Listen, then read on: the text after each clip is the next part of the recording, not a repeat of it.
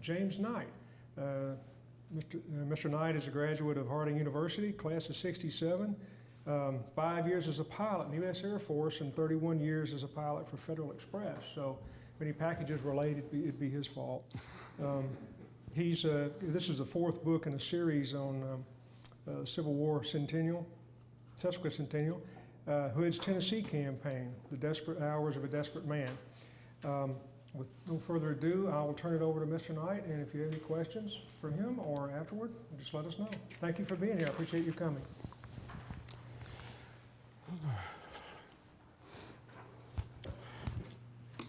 Well, I'm happy to be down here today. Don't do too many events here in Nashville. This is kind of, almost feel like a country boy come to town here. I live down the road in Franklin. I don't, just a show of hands, how many of you kind of consider yourselves regulars, have come to these things here before? Okay, most of you I'm sure live here. I imagine that there are two questions that have come to your mind already. The first question is, who the heck is this guy? And the second question is, haven't I heard all this stuff before?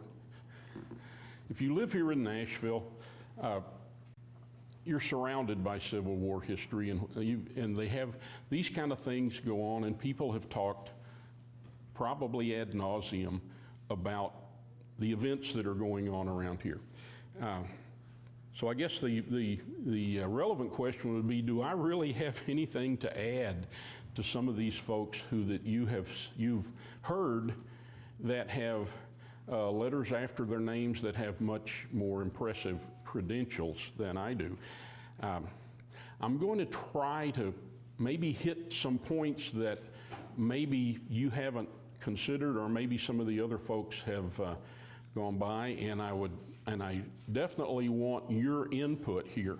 It's much better for me to have a question than to prattle on for 15 minutes about something that nobody's really interested in. So to know what questions you might have or what areas you might be interested in would be helpful. So don't be shy.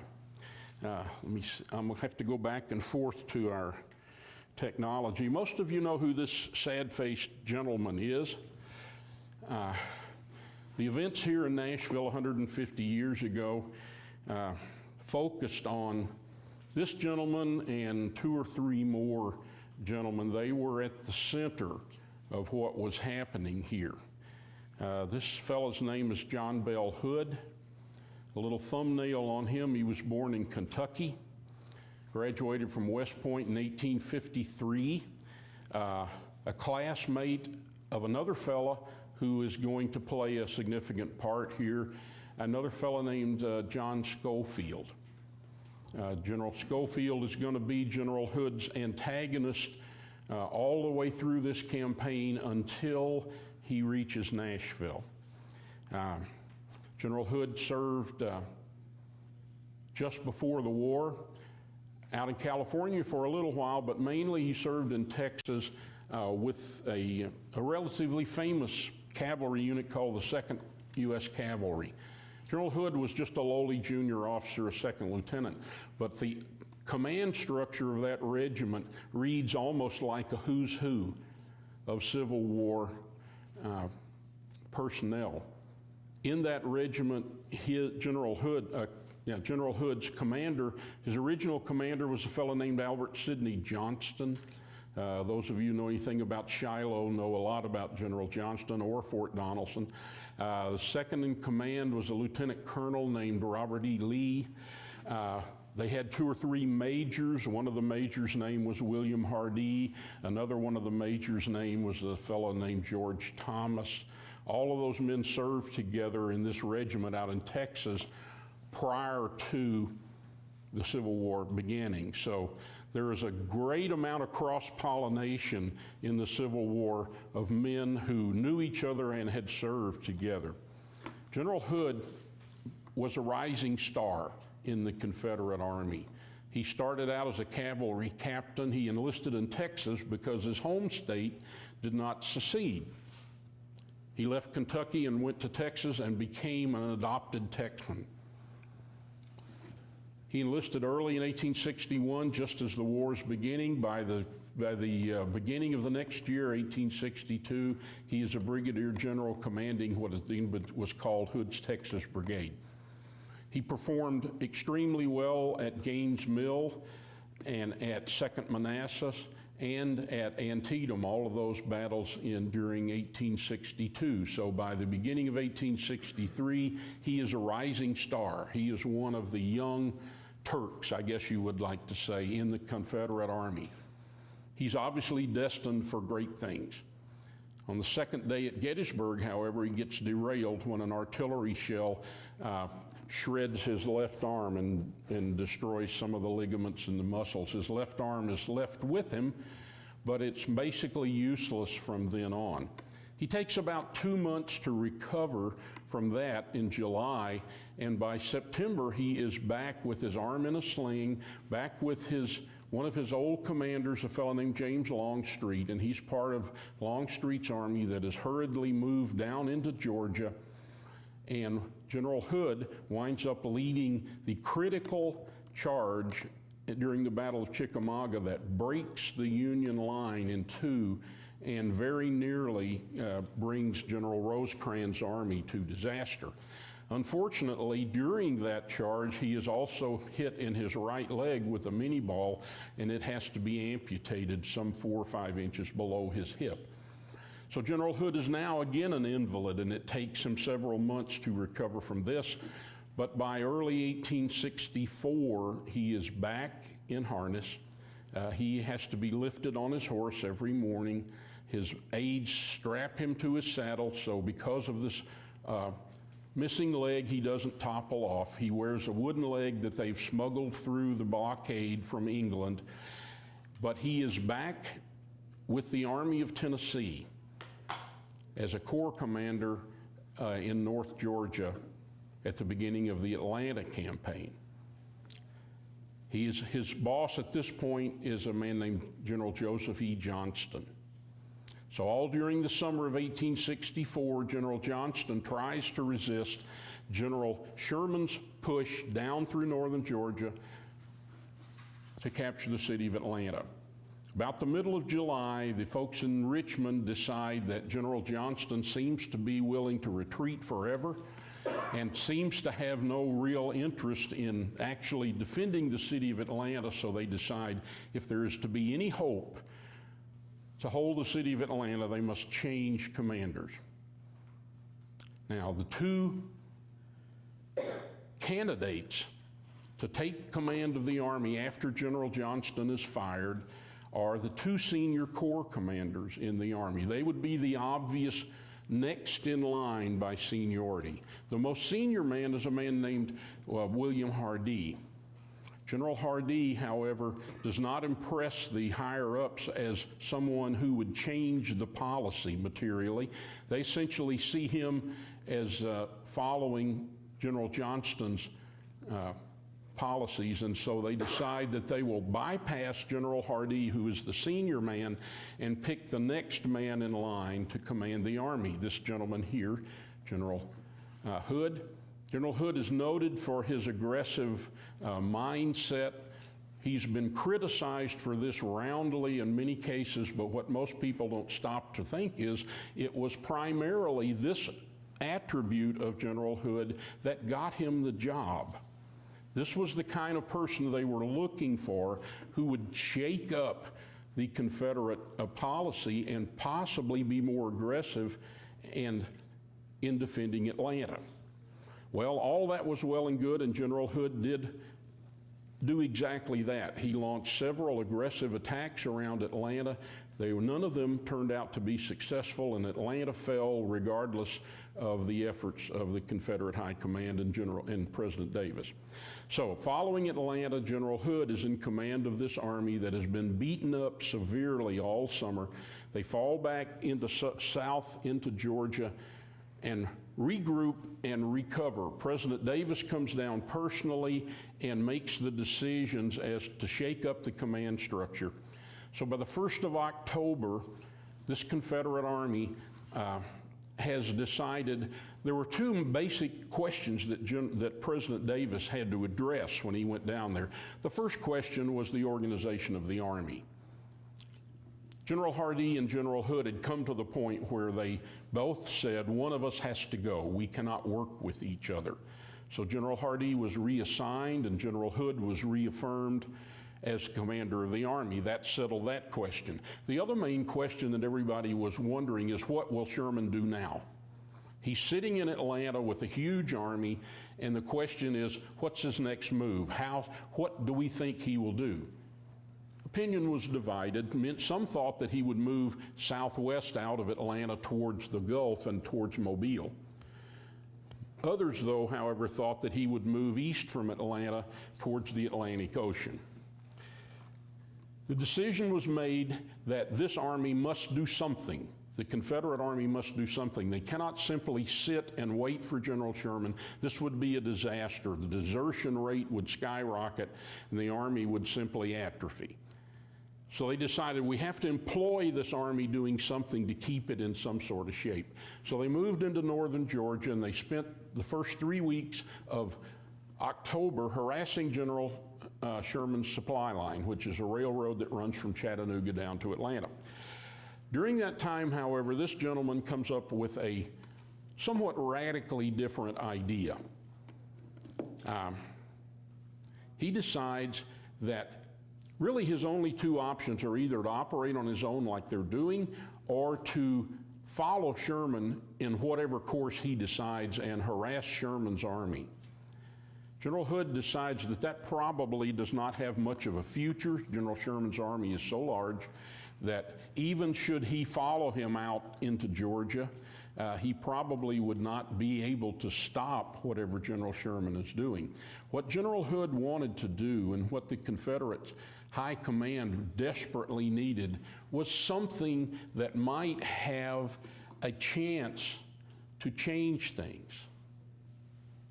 General Hood didn't think that following Sherman would do that. The plan he came up with was somewhat radical, and at first glance it might seem grandiloquent.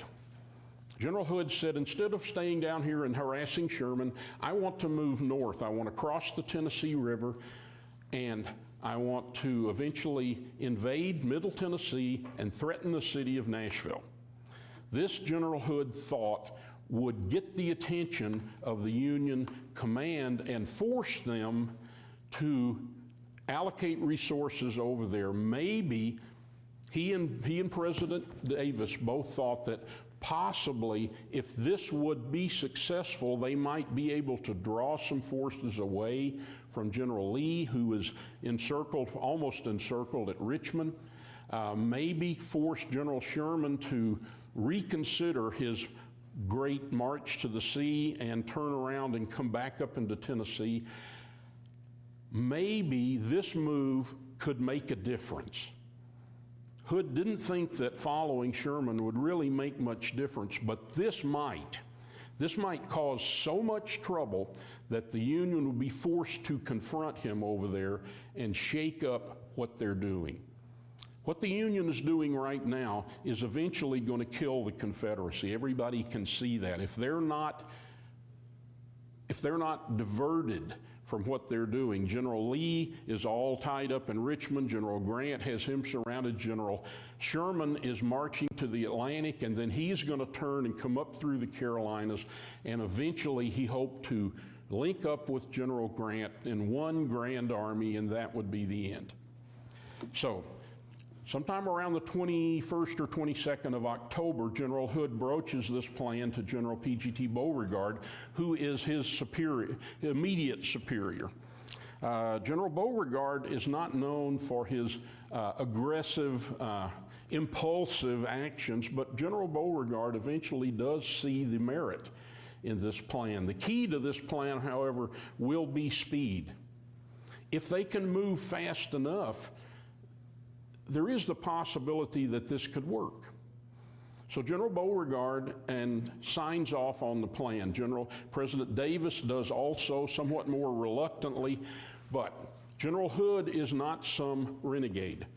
who runs around out here with this wild plan on his own and operates against the wishes of his superiors. Both of his immediate superiors have agreed and signed off on this plan.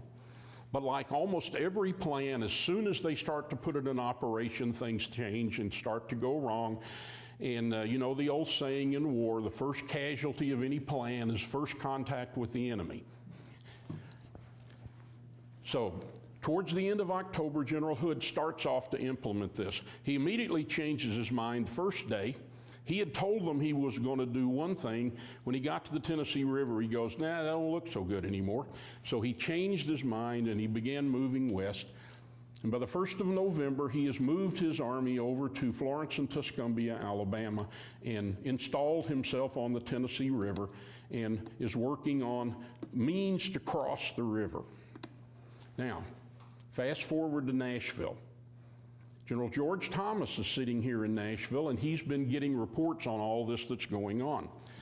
Nashville is so far behind the lines that it really is not defended that well at this point, 1st of November. 7,000 or 8,000 troops are here in Nashville, but they're mainly quartermaster. Nashville is a huge ordnance supply depot. Railroads come in from several different directions. Supplies come in on the Cumberland River. Supplies come in on the Tennessee River. They've built a railroad from Nashville out to Johnsonville on the Tennessee River. So Nashville is a huge logistics base, but it does not have many hardened combat veterans that are defending the place because it's so far away, it hasn't been threatened in the last year or so. So General Thomas is sitting here. Now, General Thomas controls all the troops in Tennessee, and he has a good number of troops, but they're spread here, there, and everywhere. As it becomes more obvious that General Hood has designs on Nashville, General Thomas goes into action and starts to request reinforcements.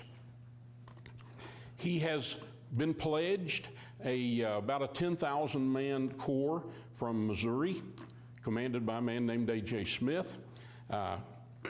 However, they have to move from St. Louis, so time is indefinite. We really don't know when those men are going to get here. They're doing their best, but they have to load everything on riverboats in St. Louis, and they have to float down the Mississippi, and then they have to chug up the Ohio, and then they have to get into the Cumberland and finally make it here.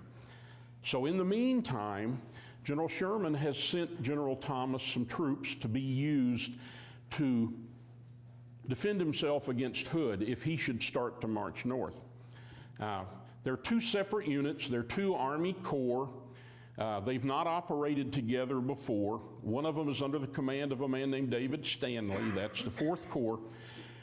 General Stanley's men move from Chattanooga up the river and eventually wind up at Pulaski, Tennessee, about the 2nd, 3rd, or maybe the 5th of November. They're the only substantial Union units between General Hood and Nashville at this time. When General Hood starts his campaign, he brings about 28,000 infantry and about 5,000 cavalry up here. General Stanley maybe has 14,000 men. So General Stanley's a good start, but he's not by any stretch of the imagination going to be enough to confront General Hood if he starts his movement. So General Sherman sends him another 2 divisions. This is the 23rd Corps under a fellow named John Schofield. A little sidelight here, General Schofield and General Stanley both claim the same date of rank. Any of you ex-military? Okay. Airline, same thing. You live and die by seniority, right? So all through the Civil War, there are numerous discussions and conflicts between officers as to who's in charge. Everybody's comparing seniority dates. General Stanley and General Schofield both technically have the same date of rank as major generals. So the question is, okay, who's going to be in charge when we throw all of their troops together? That decision was made by General Thomas, and eventually he came down on the side of General John Schofield. So this little army that winds up opposing General Hood will be commanded by John Schofield, and General Stanley will be his second in command. About the 21st of November, General Hood moves his army away from Florence, Alabama, and begins to march here towards Nashville. He's, I would guess, maybe 110 to 120 air miles away from Nashville at that point. General Schofield and General Stanley have pretty much pooled their men by this time, and now they can field about 25,000 infantry and 5,000 to 6,000 cavalry. General Hood has about 28,000 infantry and about 5,000 cavalry. They began to move up here, so this is an unusual thing in the Civil War. This is almost the end. We're 4.5 months from General Lee's surrender, but here in Middle Tennessee, you have an unbelievable situation. You have a Confederate army that is able to fight on even terms with the enemy. As they're moving up here through Middle Tennessee, the Union Army that confronts General Hood is actually outnumbered a couple thousand men. Nowhere else in the Civil War at this point are Confederate forces able to fight on even terms with anybody. This General Hood's army, now I know you've heard a lot about this campaign, maybe read some, that it was Don Quixote's campaign, that it was the brainchild of some deluded general who was out to recapture past glories, and that it was doomed from the first. Well, when General Hood starts out from the Tennessee River, he's in the best competitive position of any Confederate army in the field at this point. So when he begins this campaign, he's operating in the best competitive position that he could hope for. Through the end of November, they maneuver up through Middle Tennessee.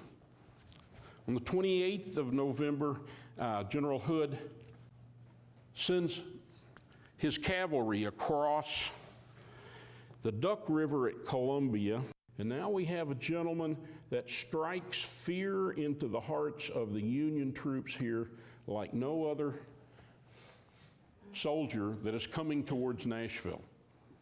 Do I have to tell anybody who this man is? Thank you. General Forrest commands the Confederate cavalry, maybe 5,000 men.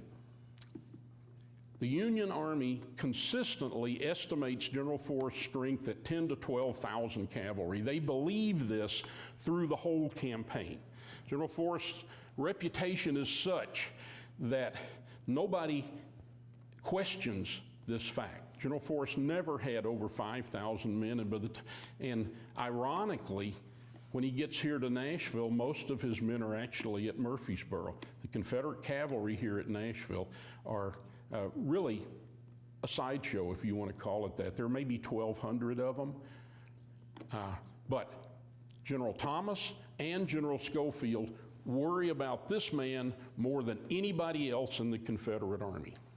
So, on the 28th of November, they're down around Columbia, Tennessee. General Forrest takes his men across the Duck River and launches a campaign that General Hood has planned, which is borderline brilliant. General Hood has planned a campaign wherein he will first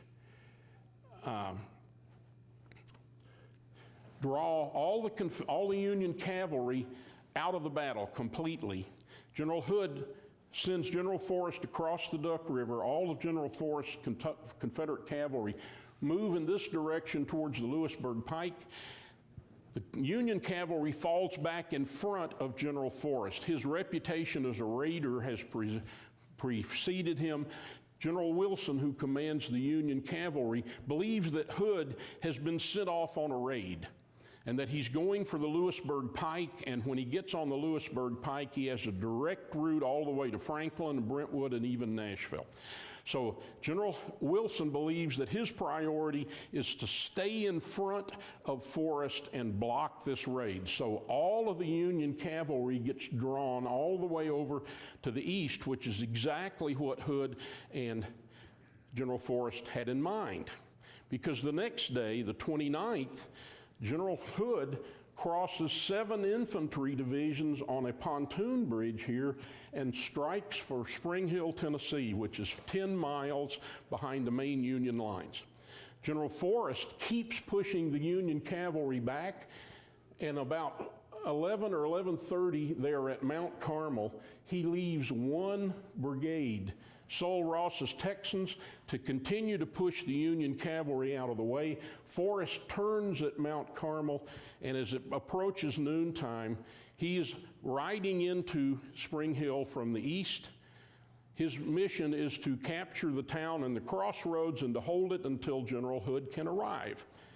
If the Confederate Army can get behind the Union Army and block the road, which is their retreat route, then the first part of the campaign will be over at Spring Hill. General Hood, if he can surround his old classmate, General Schofield, he can either scatter or capture or force a decisive battle here at Spring Hill, and that's what he has in mind. And that afternoon, about 3:30, he and his best division were a mile away from Columbia Pike. They had an hour and a half of daylight. All they had to do was march across a mile to a mile and a half of open fields, block the road, and the trap is shut, and the Union Army, or most of the Union Army, is more or less encircled.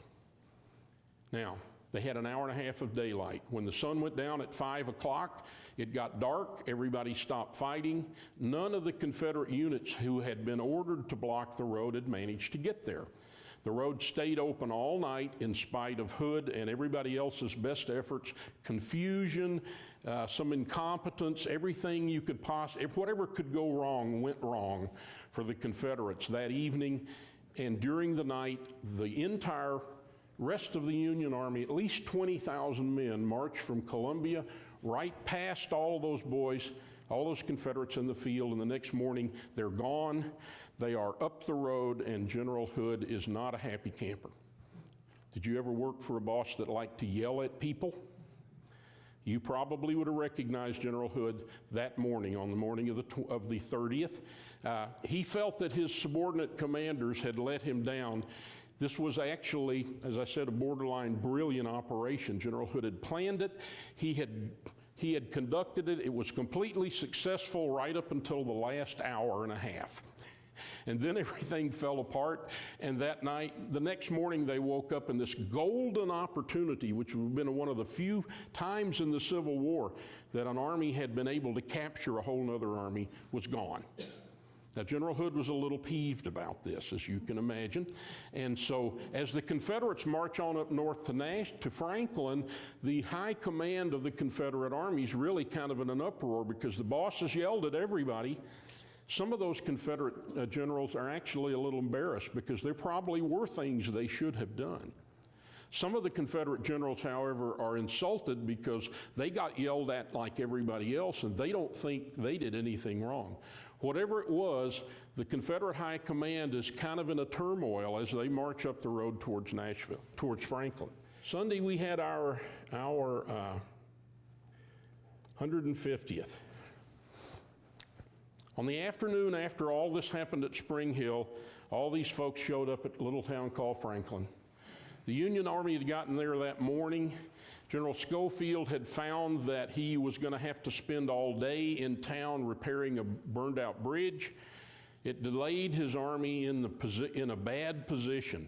He had arrived at Franklin hoping that he could move everybody to the north bank of the Harpeth River. That would put the river between him and the Confederates, and he would not be forced to fight a battle at Franklin, at least that day. But when he got there, he realized that the bridge situation was worse than he thought, plus the people who he had asked for bridging pontoons had not followed through and sent any to Franklin, so he's left to his own devices. He puts his engineers to work repairing the old bridge, but the repair and everything else stretches into the afternoon. The Union Army winds up there all day, vulnerable because they are on the south side of the river.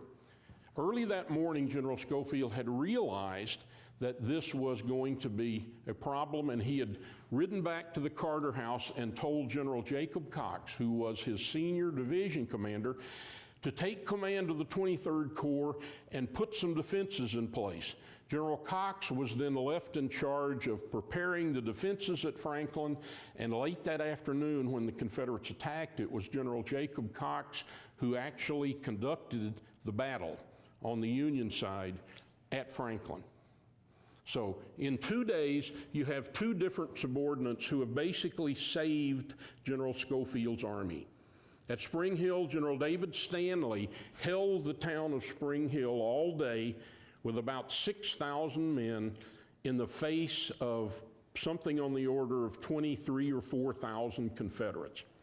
So you have General Stanley outnumbered 3-1, who manages to hold the critical town and keep the road open. He's pretty much saved the army on the 29th.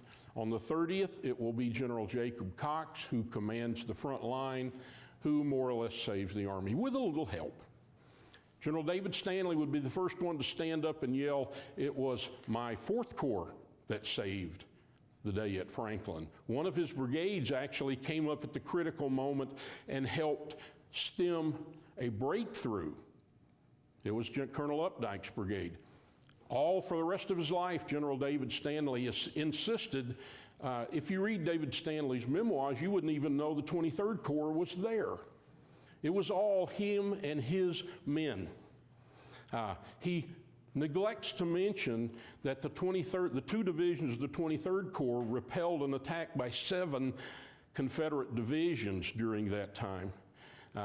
But regardless, generals, when they write their memoirs 30 years later, almost always become the hero of their own book. So you have to read memoirs with that in mind. General Hood's, as well as General Stanley's, General Schofield. General Stanley said what Schofield said about Spring Hill was just absolute bosh. It's amazing to read these men. They fought this war for the rest of their lives in their memoirs, in magazine articles, in newspapers.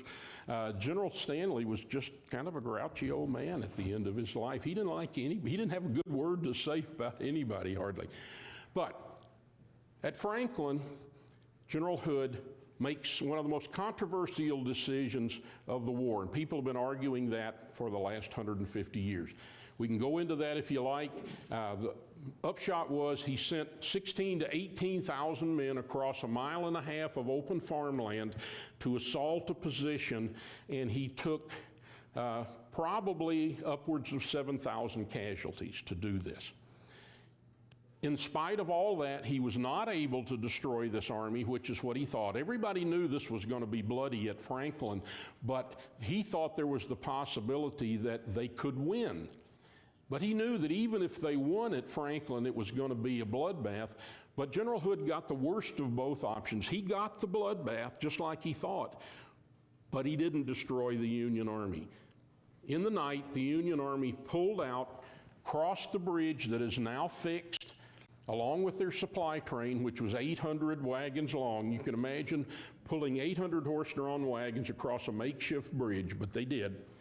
And the Union Army on the next day, which was yesterday, 150 years ago, comes straggling up Franklin Road and stumbles into Nashville. These men are asleep on their feet. The Union Army, when they arrive here in Nashville, General Schofield's army, most of those men have been awake and on their feet for 55 hours. They have walked during that time 40 miles. They have fought 2 engagements and built at Franklin about 1 mile's worth of earthen breastworks. But they have done what they were supposed to do. They have delayed the Confederate advance, and they have survived. There are 2 imperatives. Slow the Confederates down and don't get caught, because we need you back here. We need you to do your job, but we need you back here too. So the Union Army had accomplished those 2 goals. Yesterday morning when the sun comes up, General Hood is sitting at Franklin. He is devastated, as everybody is who sees that field the next morning when the sun comes up. We could spend the whole rest of the time here just talking about what men said when they saw the field at Franklin. General Hood now has to make some critical decisions. What do we do? Those decisions have been debated for 150 years. So at this point, I'd like to get some of your ideas. The central point at Franklin, and really of this campaign, really revolves around the question, why did General Hood do what he did? Somebody tell me what you're thinking. Most everybody has an opinion about it. It's really interesting because this Franklin book I've written has been out about 5 years, and I've got a fair amount of reviews on Amazon. And it's interesting to me because one of the reviews says, "Oh yes, it was a good book and I enjoyed it." He said the weakest point I thought was the author's obvious sympathy for General Hood and attempt to rehabilitate his reputation. 6 months later, I get another review. It was a very good book and I liked it and all that, but the problem with the book is that he was a Hood basher. So I must be doing something right here. Nobody can figure out quite what I think about General Hood. It's not a question of being a Hood cheerleader or a Hood basher. It is a question of trying to figure out what was going on. We have a God's eye view of the Civil War. We have 150 years of experience to look back, and those decisions to us are crystal clear. I have a friend here who flies airplanes. I used to fly airplanes. For 3 years, I instructed in a simulator, which means you put two guys up in front and you torment them for about 4 hours. But I set up the scenario. I knew what was coming at these guys. They don't. They're sitting there trying to keep their head above water. As I look at the instrument panels and see the instruments, it's all perfectly clear to me. I can see it coming from a mile away, and I can tell you if they're going to do good or if they're going to screw up. And that's kind of the way we are looking back. Yes, sir. Maybe just weigh on one quick thing for you. With those lost papers that just surfaced with the family, will they shed new light and change? I hope so. I was at Rippavilla on the 29th, Saturday, and Sam Hood is down there. I don't know if you know about Sam. Sam is a distant, tangential relative of General Hood's. He has written a book trying to debunk a lot of the things that were said about General Hood, but he's the one who's going to publish that, and he's promised me an autographed copy. And as soon as I see it, then I'll let you know. But a lot of people are anxiously wanting to see that. There is a bunch of Hood papers. Yeah, I pre-ordered it. It's available February 19th. Good. Sam has promised me an autographed copy, but yes, that is going to be very interesting to look through. He says one of the things that's in there is the log of General Hood's doctor. And one of the things a lot of people have said was, oh, he must have been drunk or he must have been on laudanum. Every day, his doctor writes in this log about the medications that General Hood is receiving. So he said, the first story that he's been able to find anywhere suggesting that General Hood might have been impaired at Franklin because of laudanum or anything else dates back to about 1940. So there's nothing contemporary that makes those accusations. But exactly right. Look, wait for that book. I'm sure there'll be tons of questions when that comes out. Yeah, but you would think that if these papers was going to change history, why wouldn't the relatives that had those papers Good question. forward before now? I have no idea. And Sam, I think he may just have stumbled on them. It's some of his distant relatives, as I understand it, that have them. And as far as I know, they've just been sitting in the trunk for who knows how long. Yeah, it's a recent find, isn't it? Do what? The papers are just a recent find. Yes, within the last couple years. Sam was working on this first book that he did, trying to address a lot of these things that were said about General Hood. And as I understand it, it was during his research and talking to family members that he discovered that these even existed. For instance, there's a letter of recommendation for Hood's promotion signed by Robert E. Lee and some other things. There's some good stuff in there, and I am as anxious as anybody else to see what there is. It's not often that you find a whole trunk full of original correspondence from someone, a Civil War personality of his stature. So, anyway, General Hood sits down at Franklin, and he has to make a critical decision at this point. What do I do now? Now, if you don't understand how desperate and last-ditch an effort this whole campaign was, a lot of what General Hood does is not going to make any sense to you. General Hood is 33 years old. He is disabled, but he has the last Confederate Army that could possibly make a difference, that could possibly alter the course of this war, which is on a roller coaster to the end. At this point, the Union is choking the Confederacy to death. So you can imagine how much expectation, the hopes of President Davis and all these folks are pretty much resting on this young man and his army. General Hood has 13 primary subordinate officers during this campaign, his corps commanders, his division commanders. How many of those are older than their boss? He has 13 subordinate officers. How many of those are older than their boss? 12. General Stephen D. Lee is about a year younger than General Hood. Everybody else, his corps commanders and even his division commanders, are all older men, and many of them much more experienced in command at this level. But yet General Hood is in charge. Do you think that might have created a little bit of tension when the boss gave an order that seemed a little nuts? Okay, that's General Hood's cross to bear. He's the boss, and that's what you get. If you want to be the leader, you either revel in the glory or you take the hit. And that was his position, for better or worse. In his memoirs, he explains how he saw his move to Nashville. You have to understand that after Franklin, within 48 hours, basically from Franklin, which was Sunday, until today, which is Tuesday, 150 years ago, the balance of power in this campaign shifted dramatically. General Hood came to Franklin with about 28,000 effective infantry. He probably left Franklin with maybe 21,000 effective infantry. Almost all of his casualties at Franklin came from his infantry. He still has almost 5,000 cavalry under General Forrest, but that's not really the same. General Schofield leaves Franklin with maybe 2,200 to 2,500 total casualties. So General Schofield falls back here to Nashville with a Union Army that's still going to be able to field maybe 23,000 infantry.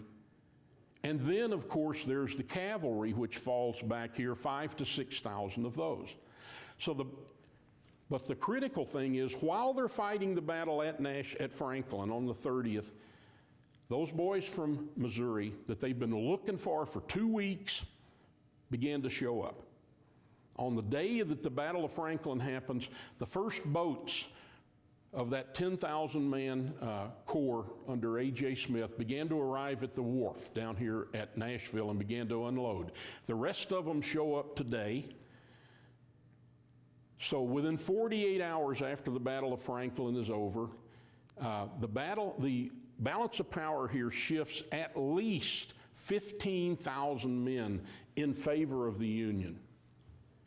When the Battle of Franklin, when the Confederate Army arrived at Franklin, there were still only about 8,000 men holding Nashville. That was 2 days ago. This morning, you have roughly 23,000 men who have been able to fall back from Franklin, plus another 10,000 that are getting off of riverboats. And within a day or so, General Steedman is going to bring about 5,000 guys up from Chattanooga.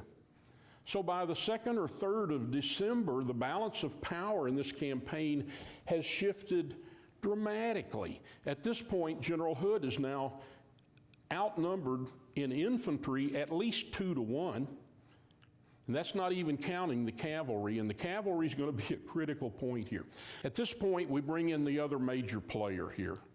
Most all of you know who he would be. Probably the consummate soldier. On the Union side, maybe the consummate soldier here in the Western theater.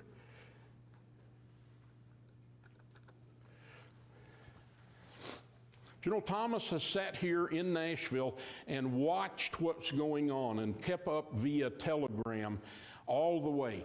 Finally, all those forces that he's been so concerned about all this time have arrived back in Nashville, and now today and tomorrow, General Thomas has come to the point where he's not concerned about infantry anymore. If you read his correspondence and all, by the 2nd or 3rd of December, General Thomas has said, you know, I feel good about my infantry.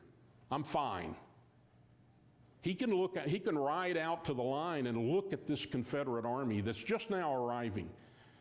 On the 2nd of December, the rest of the Confederate army straggles up Franklin Road and begins going into their position out here and begins thinking. General Thomas looks out there and says, well, there they are, but my guys are here now.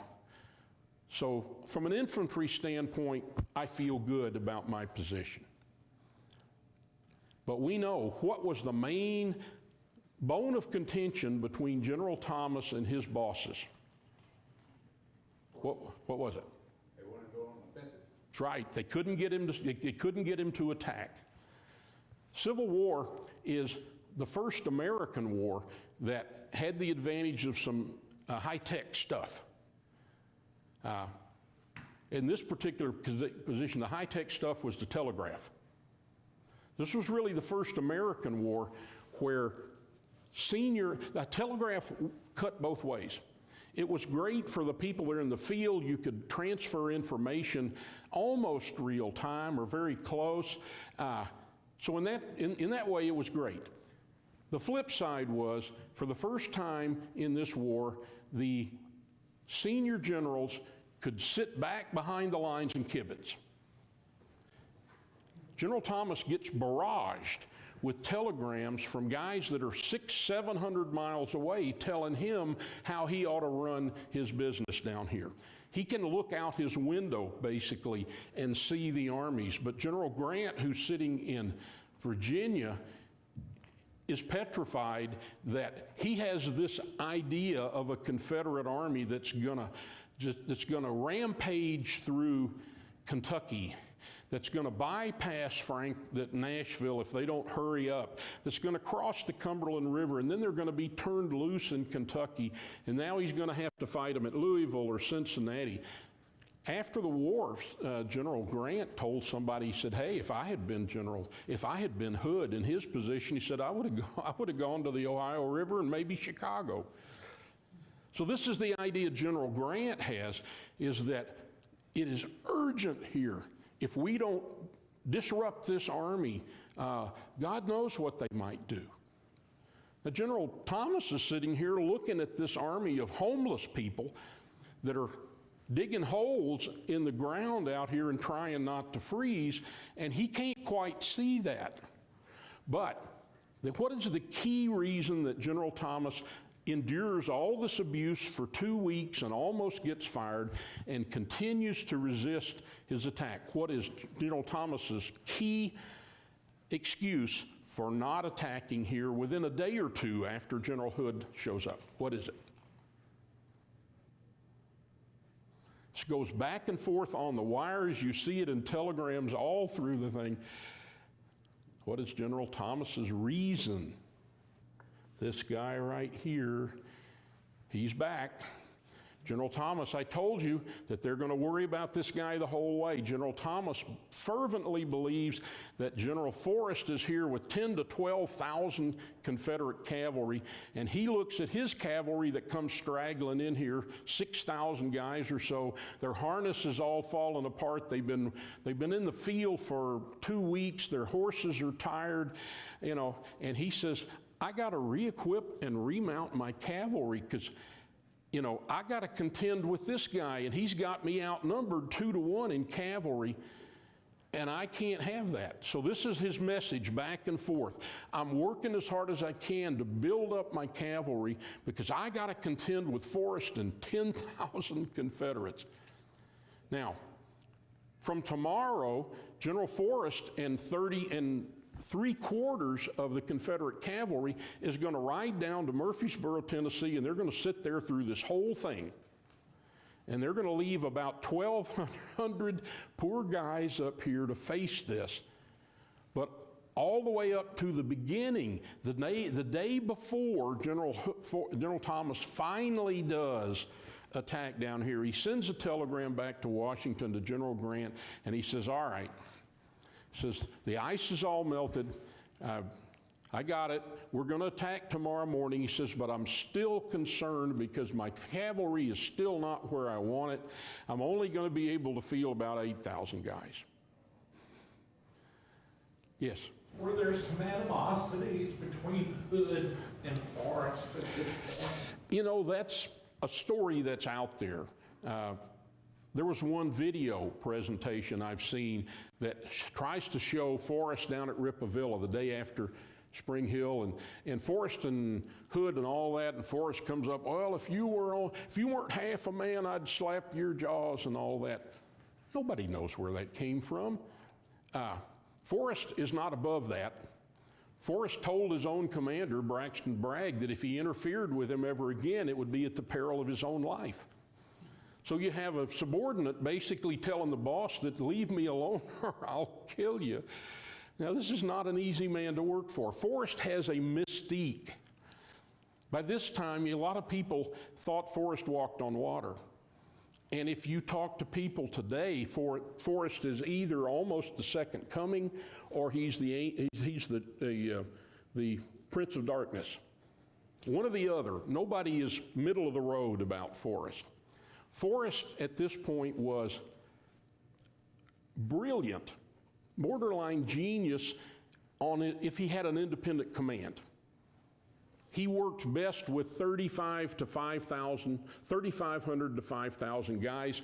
As a raider, he had no equal. But if he was thrown in a conventional army setup where he is a subordinate to somebody else, and that somebody else is almost always a West Pointer. You know, Forrest's military education was in the back streets with a knife. He worked for West Pointers a lot. If you put Forrest in that environment, he was a pain in the backside as a subordinate. Because he didn't care who you were. He would tell you to your face if he thought you were an idiot, and if you gave him orders that he didn't like, chances are he was going to go on off and do whatever he thought. So as a subordinate in a conventional chain of command, Forrest was very problematical. So most of the West Pointers in the high command in the Confederate Army used Forrest sort of like a pit bull. They kept him on a leash, but they knew that if they needed him really bad, they could turn him loose and he would be the baddest thing out there. But they didn't invite him to the dinners. He was not really quite housebroken as far as some of these people thought. But in basketball, they have a saying that he plays taller than he is. That's what Forrest did. His reputation at this point was the fact that the Union Army here could get a report that Forrest has 10 to 12,000 men, and they would believe it. Didn't matter what the truth really was, they would believe it. Now, as far as Forrest and Hood, I really don't know a lot of personal clashes. They had never worked together before, didn't know each other. Hood definitely comes from the East. He is a protege of Robert E. Lee, James Longstreet, those guys. He's a West Pointer. He is, you know, down the line Army. And then, now, I'm sure that he appreciated Forrest for what he was. He did use Forrest very well up until Franklin. From Franklin on, he misused Forrest badly. Yes? That's what I was kind of getting at prior to Franklin, that Hood and Forrest, that's why I'm saying there may have been some animosities there, because supposedly Forrest had an alternate plan prior to Franklin. At Franklin, he did, yes. Schofield off from Nashville. Yes. Forrest was one of the first Confederates to arrive at Franklin to get a look at what they were up against. His cavalry was sniping at the rear guard of the Union Army, so he and his cavalry are showing up there around Franklin. Some people say even as far as Carnton Plantation, which is barely a mile from the Union lines. That Forrest was there by noontime, looking all this over. Another key thing, Forrest was the only senior Confederate commander who had ever fought over that ground. All of these guys are coming up here. Hood certainly had never been there. Now, Frank Cheatham had been over at Murfreesboro. He had been kind of in the area. But Forrest had spent 4 or 5 months in 1863 raiding all over this area, all the way up to Brentwood. If anybody knew the terrain, it was Forrest. If there was anybody that Hood should have talked to, listened to, it was probably Forrest. Now, the flip side of this is this. This is what Forrest wanted to do at Franklin. And he proposed this to General Hood, say, by 1 o'clock that afternoon. Let me take my cavalry, ford this little river over here, a couple, 3 miles up from the town. Let me take an infantry division with me. My supposition is that would have been William Wing Loring's division, because they were along the river. They were already right there. So let's assume that he takes General Loring's division, and what cavalry he can, his cavalry split now. He has about 2/3 of it over there, but General Chalmers and his men are out of pocket. They're over to the west. So let's say that he takes about 3,500 of his cavalry that he has with him and General Loring's division, and he does cross the river. He's going to have about 7,000 men, give or take, in this adventure. Now, this is not a slam dunk. Everybody assumes that if they had let Forrest do what he wanted to do, he would have obviously been successful. When he crosses the river, he's looking at least 5,000 Union cavalry, which have shown up that morning. The ones that Forrest has embarrassed for the last couple of days and pushed out of the battle finally catch up again at Franklin, and that morning they're over there where he's going. Most of those units are armed with 7-shot Spencer repeater rifles. If Forrest is able to push through the cavalry, which with that infantry division he might have been able to do, behind them is Thomas J. Wood's 4,500 plus man infantry division that has crossed the river, and their job is to guard over there. So I'm not saying Forrest couldn't have done what he said he would do. I'm just saying it wasn't a given. But that's what the first time he proposed that to General Hood, Hood was still 3 miles back down the road. Hood had not seen the battlefield. In order to give Forrest the go-ahead, he would have had to do that just on Forrest's word, without having actually been able to see it himself. Yes, sir. Well, there was also a difference of opinion between Hood as to what Schofield was trying to do. Exactly. Hood thought Schofield was just trying to get to Nashville. Well, and he was right. Saw that they were actually digging into. Okay, both of them were correct. Okay, they were digging in. They were digging in as fast as they could, and that's what Forrest saw when he got up there close. Those, probably saw the dirt flying for all I know. General Hood looked at that, but by about 2 o'clock, he had seen it by now. He'd gone up on the ridge and he'd looked at it, and he said, they're trying to trick me. They're making that look very strong, but they're doing that so that I will delay so that they will have time to get away. Hood is convinced at Franklin from the very beginning that the question is, why did he hurry up and fight that afternoon when he had to rush everything, and a third of his army wasn't even ready? Why did he insist on fighting that afternoon? If he had waited till tomorrow morning, all of his troops and all of his artillery could have come on the field, and he could have been ready to fight at Franklin full strength. But he fought at Franklin with only 2/3 of his force and with maybe 10 to 12 artillery troops. Everybody else is stuck in a traffic jam back down the road, but he hurried up and forced the battle that afternoon, and everybody says, what an idiot. That's the key question. Why did he do what he did? Now, let me read you something. This was written about 30 years after the Battle of Franklin. I hope I can find it. And let me see if you know who wrote this. Hood's assault at Franklin has been severely criticized. Even so able a general as Joseph E. Johnson has characterized it as a useless butchery. These criticisms are founded on a misapprehension of the facts and are essentially erroneous.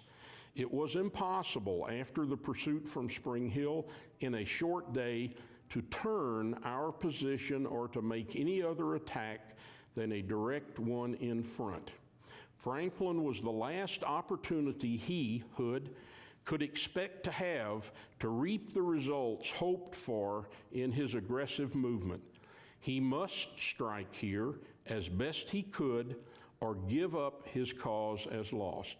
I believe, therefore, that there can be no room for doubt that Hood's assault was entirely justifiable. Who do you think wrote that? John Schofield, Hood's opponent at Nashville, at Franklin. Now, that's Schofield's opinion. I'm not necessarily a Schofield fan. I think that in times, especially after he got here in his dealings with George Thomas, he was probably something of a weasel. David Stanley said John Schofield could stand steadier on both sides, on both ends of a barrel than any man I knew. But that is General Schofield's opinion of what happened at Franklin. Take it for what it's worth. You think he might be protecting the reputation of a friend? Well, there is that possibility too. As I said, you have to take all of these memoirs that are written by old generals 30 years after the war. They like to remember things as the way, many times the way they wished they were. And Schofield and Hood were acquaintances at least. I don't say that they were close friends. And here again, Hood has been dead for 15 years. So, you know, you don't want to speak evil of the dead. But that is probably Schofield's sincere opinion, would be my guess. One thing you have to say, he was there. He saw it. So, you know, you got to give him credit for that. You can't just blow it off as somebody's opinion. Yes, yes, ma'am. Why did Forrest leave so many troops in Murfreesboro instead of going on to Nashville? Because he was told to do that. Originally, his cavalry came up to Nashville. They were the first ones here. On December the 1st, really they were the only Confederate troops that were here close. On December the 2nd, the Confederate infantry began arriving and took over the positions that Forrest and his cavalry were holding. They were just kind of here watching. So from December 3rd or 4th, Forrest was told to go over on the east side of Nashville and operate against that railroad that runs from Nashville to Chattanooga. He was told to go down the railroad and tear up track and capture blockhouses and stuff to cut off any chance of the railroad being used to reinforce.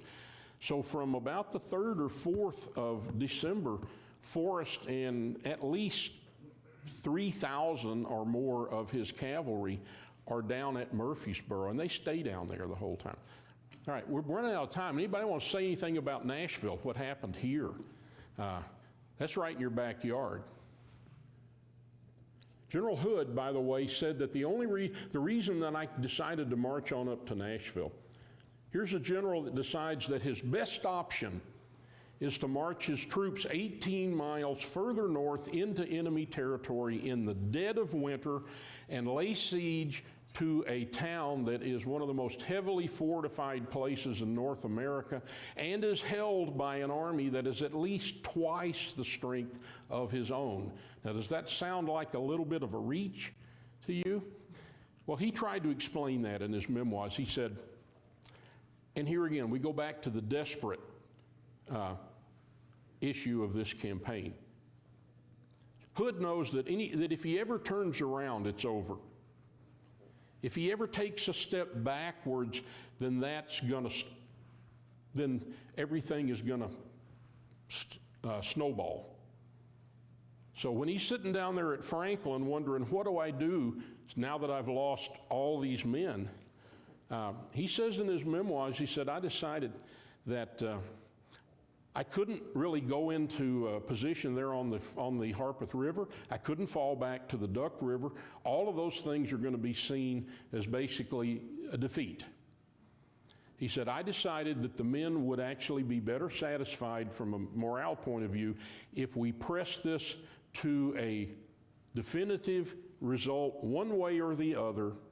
And his words are very descriptive. He said, in marching on up to Nashville, we were essentially grasping at the last straw.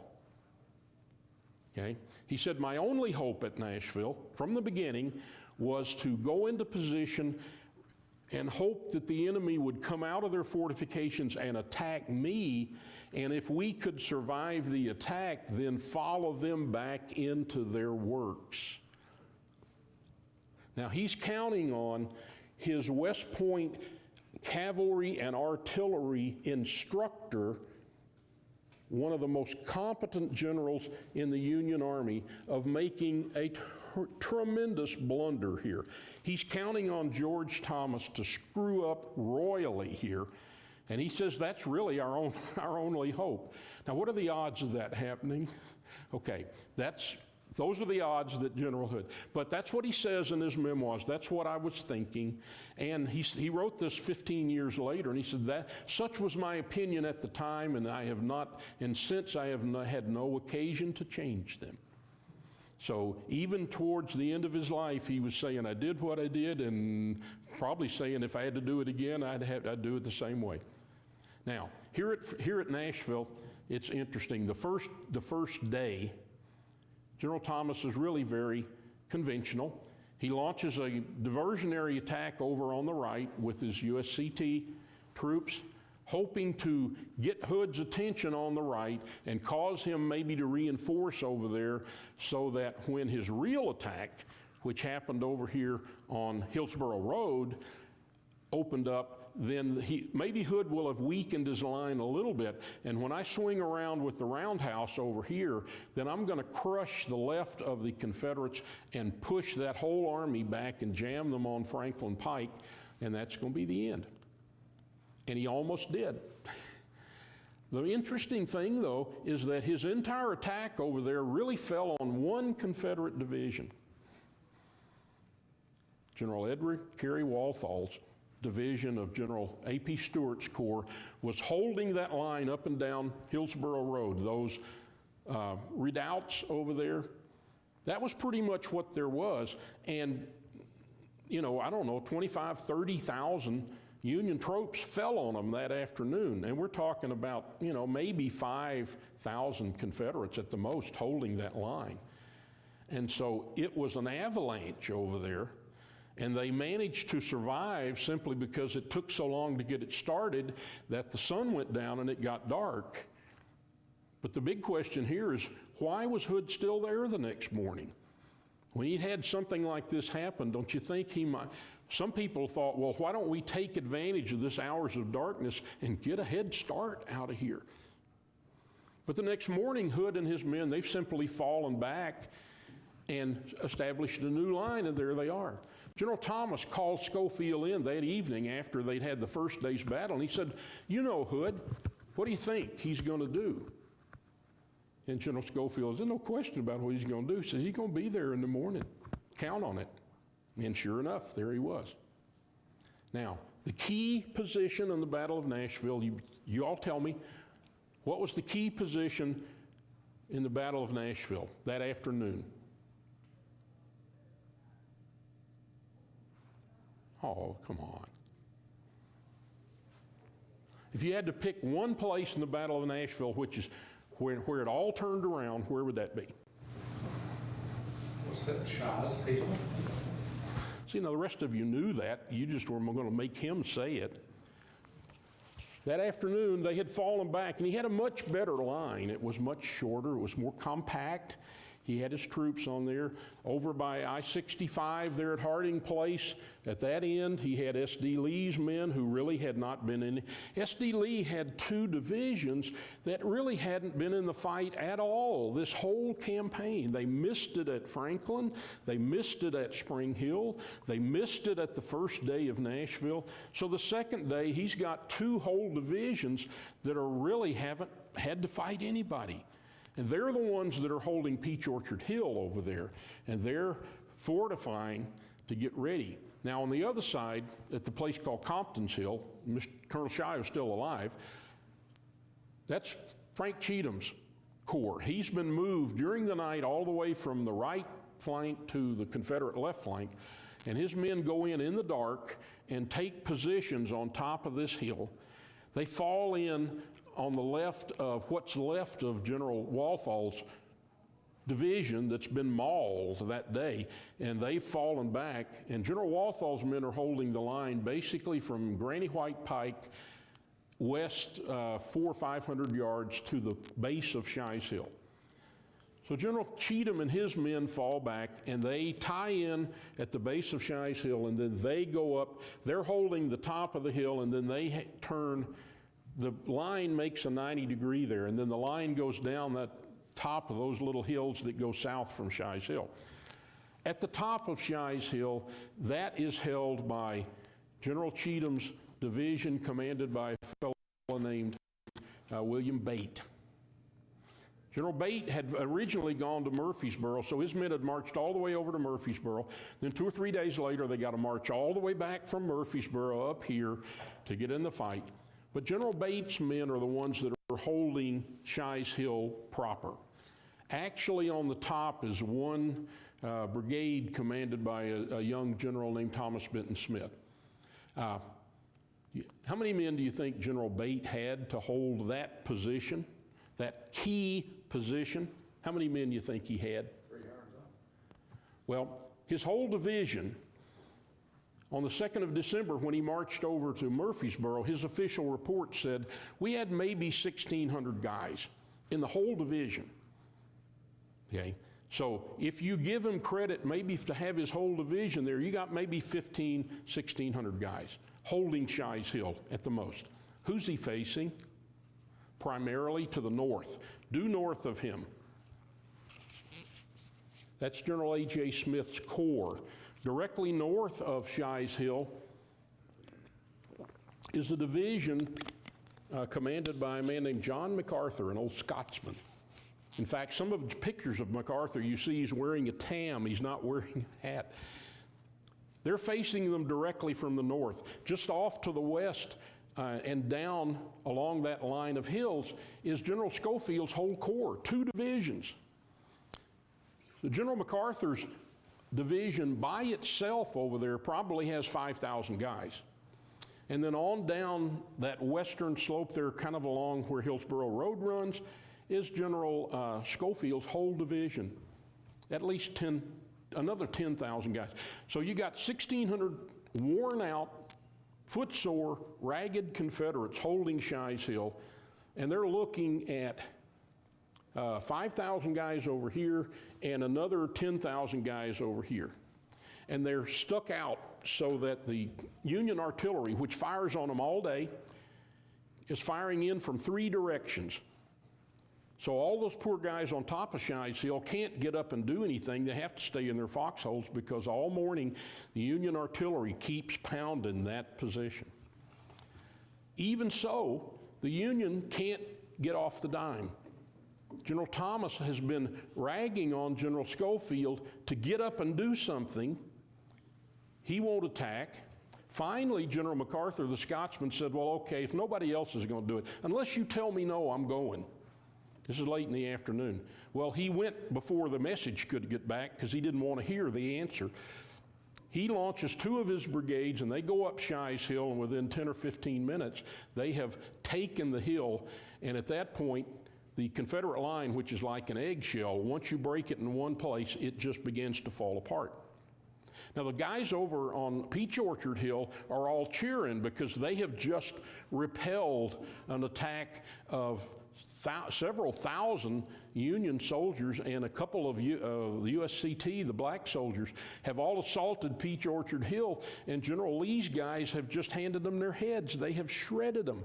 And they're all going saying, yeah, this is working now. Come on, try us again. We're going to win here today. And then they look to their left, and they see their line being rolled up.